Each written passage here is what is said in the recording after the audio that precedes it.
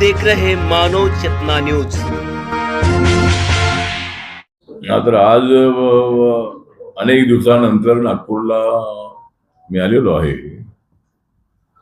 आणि माननीय दत्ताभाऊ मेघे हे महाराष्ट्र सरकारमध्ये मंत्री होते, ते MLC होते, 4 वेळेला ते खासदार होते, नागपूरचे, वर्ध्याचे आणि रामटेकचे. आणि दत्ताभाऊंच्या सोबत माझे अत्यंत जवळचे संबंध होते.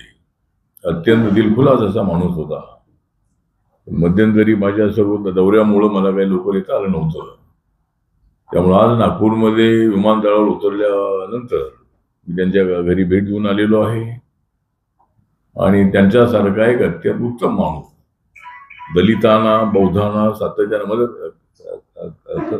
करणारा आणि दिलखुलास माणूस म्हणून त्यांचा स्वभाव होता. त्यांच्या जाण्यामुळं नागपूरच नव्हे तर महाराष्ट्रातला एक दिलदार असा नेता म्हणून त्यांची ओळख होती.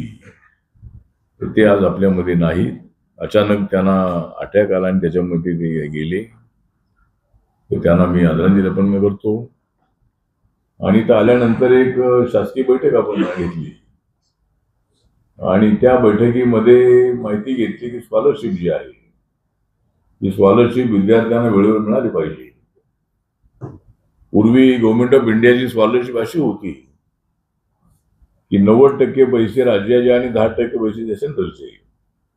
ज्यावेळेला आमच्या मंत्रालयात हे लक्षात आलं की नाव आहे गव्हर्नमेंट ऑफ इंडिया स्कॉलरशिप आणि स्टेटचे 90% पैसे त्यामध्ये असायचे, म्हणून आमच्या सरकारने 5 वर्षासाठी 15,600 कोटी रुपये मंजूर केले.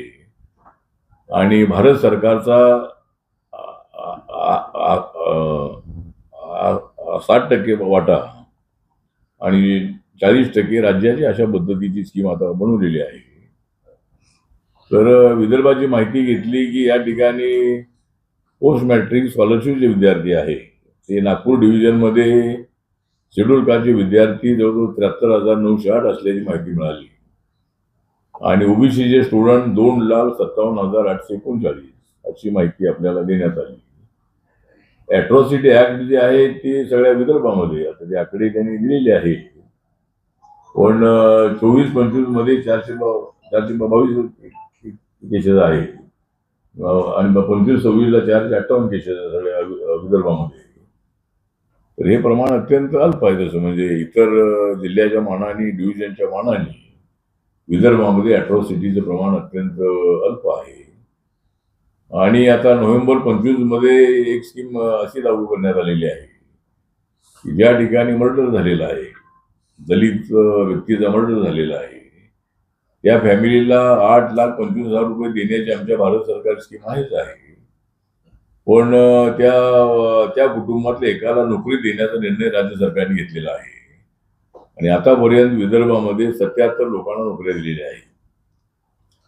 इंटरकास्ट मॅरेजची माहिती घेतली तर 23-24 मध्ये 1,404 इंटरकास्ट मॅरेजची प्रकरणाची नोंद आहे.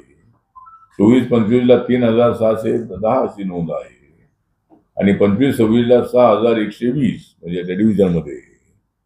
इंटरकास्ट मॅरेजचं प्रमाण विदर्भामध्ये मोठं आहे. म्हणजे समाज एकत्र येण्याच्या प्रक्रियेला एक यामुळं चांगली गती येणार आहे.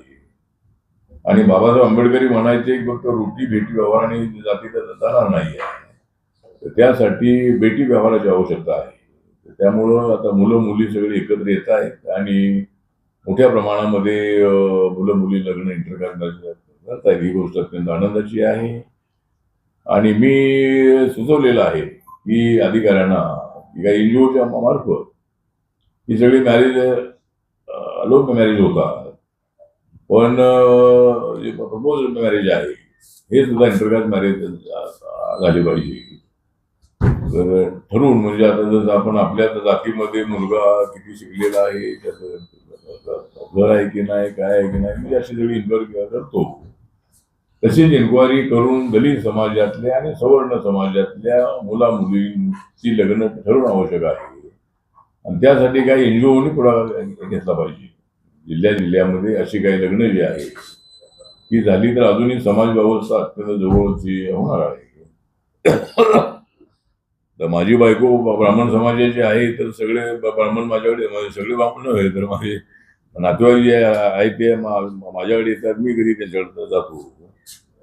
त्यामुळं आम्हाला काय असं वाटत नाही की बाबा ते वेगळे आहेत आणि आम्ही वेगळे आहे. त्यामुळं असा एक चांगला अनुभव आहे. या डिव्हिजनमध्ये हॉस्टेलची संख्या सांगितली तर 70 आहे. त्यामध्ये 7,160 विद्यार्थी आहे आणि एनजीओचं हॉस्टेल जवळजवळ 98 आहे, अशी माहिती आपल्याला मिळालेली आहे.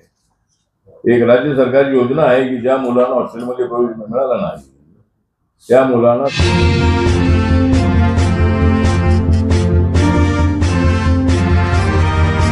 आप देख रहे मानव चेतना न्यूज।